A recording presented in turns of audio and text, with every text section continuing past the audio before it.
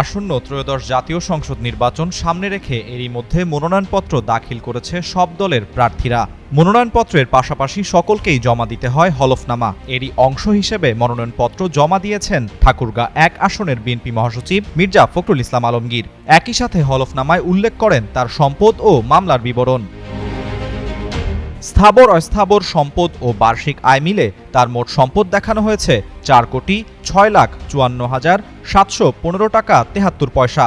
তবে একটি private car ও ৩০ ভরি স্বর্ণের মূল্য উল্লেখ করা হয়নি। তার বার্ষিক আয় ১১,৮৩,১৩৩ টাকা।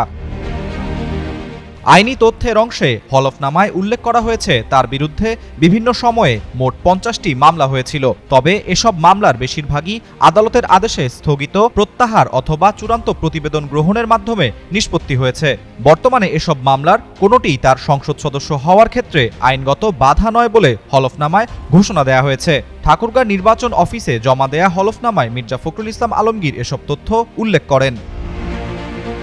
হলফনামায় আরও বলা হয়, মির্জা ফখরুলের নামে মোট ৫ একর কৃষি জমি রয়েছে, যার অর্জনকারী মূল্য ৬০,০০০ টাকা। তার স্ত্রীর নামে রয়েছে ৭০% ও ২.14 একর জমি, যার মূল্য উল্লেখ করা হয়েছে ৫১,৪৮,০০০ টাকা।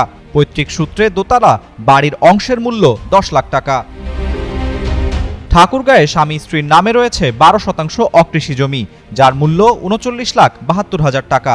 ঢাকার পূর্বাচলে নিজ মালিকানায় রয়েছে ৫ কাঠা জমি, যার আনুমানিক মূল্য ৮৫,০৪,০০০ টাকা। ভবন ও আবাসিক সম্পদের তালিকায় ঢাকায় অবস্থিত ১৯৫০ বর্গফুটের একটি ফ্ল্যাট, যার মূল্য ২০,৫০,০০০ টাকা এবং ৪% জমি, যার মূল্য ৫ লাখ টাকা।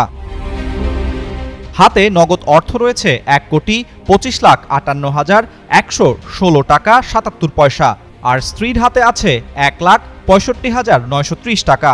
এছাড়াও দেশের বিভিন্ন ব্যাংক অ্যাকাউন্টে রয়েছে মোট ১১,৮৩,১৩৩ টাকা। অস্থাবর সম্পদের তালিকায় রয়েছে ২টি ব্যক্তিগত গাড়ি, এছাড়া ১০ ভরি স্বর্ণ, বিভিন্ন ইলেকট্রনিক সামগ্রী, যার মূল্য ২,৫০,০০০ টাকা এবং আসবাবপত্র ২,৪০,০০০ টাকা। আরাফাত ইসলাম, যুগান্তর নিউজ।